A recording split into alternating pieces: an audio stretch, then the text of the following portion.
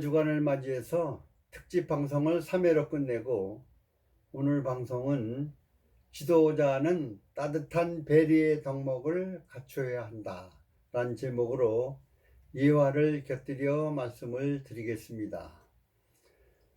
어느 산골 마을에 가난한 농부와 아내가 살고 있었는데, 가난한 농부는 여기서는 가진 농토도 없고 일거리도 없어서 돈을 벌 수가 없으니 집을 떠나 다른 큰 마을에 가서 돈을 벌어 오겠다고 아내에게 말을 했습니다. 젊은 농부는 아내 곁을 떠나기 전 아내와 서로를 향한 믿음을 지키자고 굳게 약속을 했습니다. 집을 떠난 농부는 20여일을 걸려서 어느 마을에 도착을 했습니다. 그리고 어느 부잣집에서 20년을 일하기로 주인과 약속을 하면서 제 품삯은 주인께서 맡아주시고 20년 끝나는 약속일에 주십시오라고 말을 했습니다. 주인도 그렇게 하겠다고 약속을 하고 부잣집 농사일을 도맡아 열심히 일하기 시작을 했습니다. 어느덧 열심히 일하다 보니 세월이 흘러 벌써 20년이 다 되어서 농부는 주인에게 이제 떠날 때가 되었다고 말하고 자신의 20년치 품삯 맡겨둔 것을 달라고 말을 했습니다. 그러자 주인이 둘 중에 한 가지를 선택하라는 제안을 내놓았습니다. 20년간 번 돈을 가져갈 것인가, 아니면 내가 제시하는 세 가지 삶의 지혜를 들을 것인가 선택하라는 것이었습니다. 젊은 농부는 이 말을 듣고 이틀 동안 고민을 했습니다. 이 돈을 가지고 앞으로 어떻게 살아야 할지 고민하다가 마음을 정했습니다. 젊은 농부는 20년간 번 돈 대신 세 가지 삶의 지혜를 주십시오 라고 말을 했습니다. 주인은 미소를 지으며 조목조목 세 가지 삶의 지혜를 말해 주었습니다. 첫째, 인생에서 지름길을 택하지 말게. 그러면 대가를 크게 치르고 큰 손해를 볼 수도 있네. 둘째로, 과하게 호기심을 가지지 말게. 과한 호기심은 다칠 수도 있다네.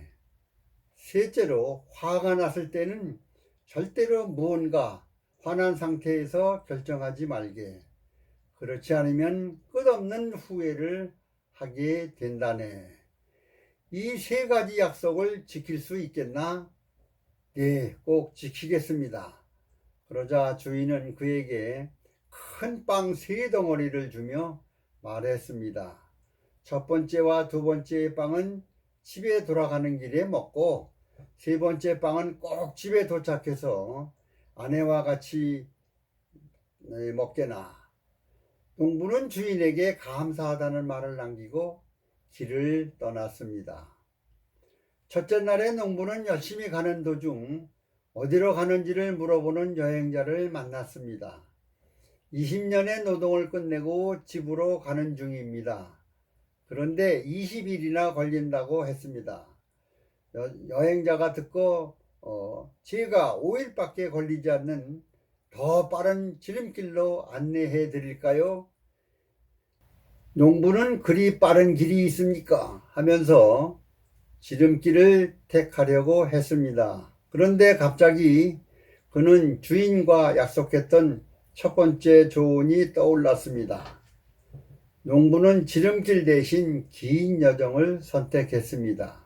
그래서 그는 노상강도의 공격을 피할 수 있었습니다. 밤이 되어 농부는 어떤 마을로 들어갔습니다. 그리고 하룻밤을 어떤 집에서 머물기로 결정을 했습니다. 그가 잠을 자고 있을 때 큰 짐승의 울음소리가 그를 깨웠습니다. 무슨 소리인지 궁금해져서 그는 일어나서 문을 조금 열었습니다. 하지만 주인이 해줬던 두 번째 조언이 떠올랐습니다. 그래서 다시 문을 빨리 잠그고 잠을 청했습니다. 다음날 아침 집주인은 그에게 말했습니다.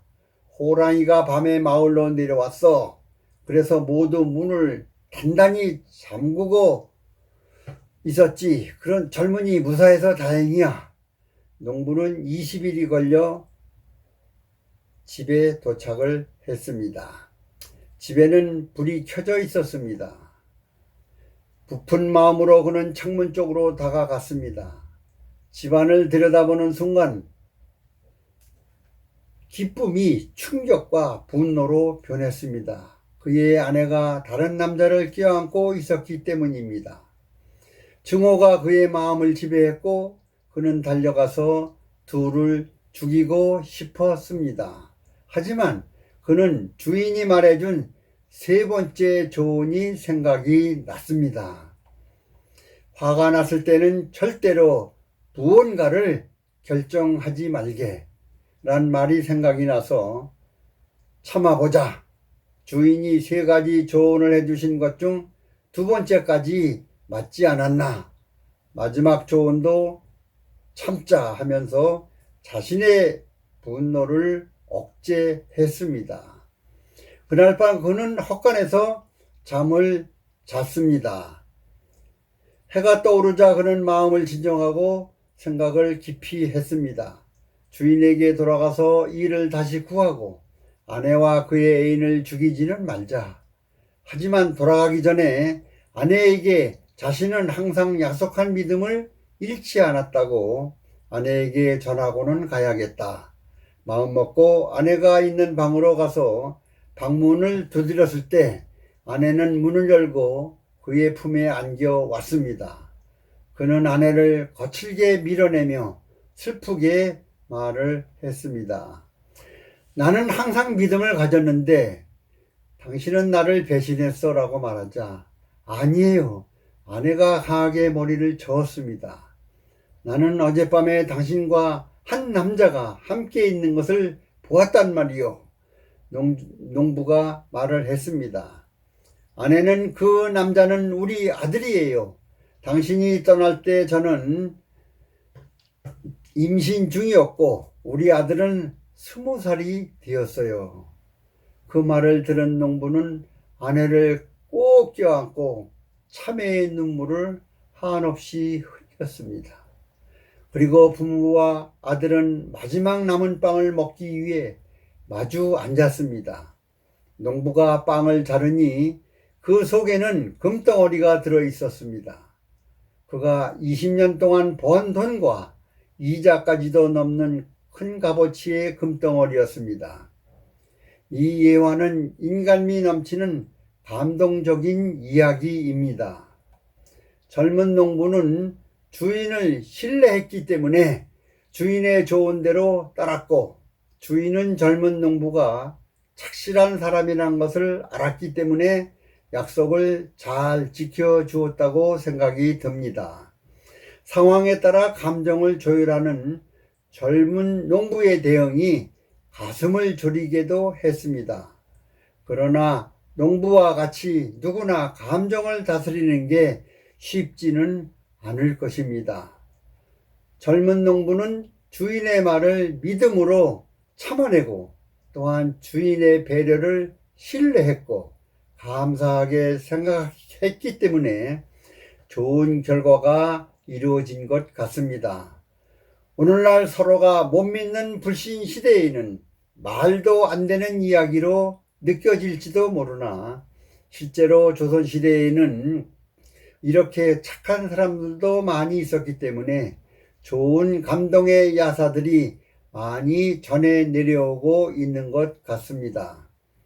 아랫사람을 위한 가슴 따뜻한 배려의 마음을 우리나라 정치권 인사들이 가슴 깊이 새겨야 될 것 같습니다. 그런데 현 시국으로 볼 때 우리나라 법조인이나 정치인, 특히 국회의원들이 권력과 돈에 이미 타락되어 있는 것 같습니다.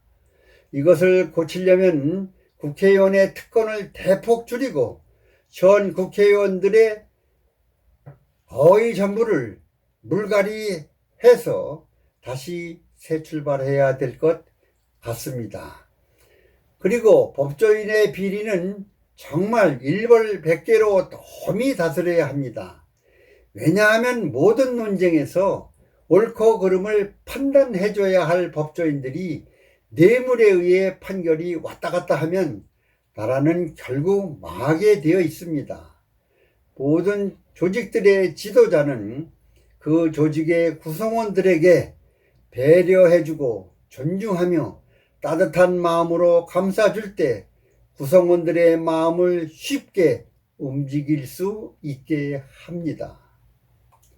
그래서 지도층 인사들은 역지사지의 정신으로 가슴 따뜻한 배려의 덕목을 필히 갖춰야 된다고 생각합니다. 따뜻한 배려의 덕목을 갖춘 지도자에게는 존경심을 갖고 일을 스스로 창의적으로 할 수 있기 때문입니다. 오늘 방송은 지도자는 배려의 덕목을 갖춰야 한다라는 제목으로 말씀을 드렸습니다. 오늘 여기서 마치겠습니다. 끝까지 시청해 주셔서 대단히 감사합니다.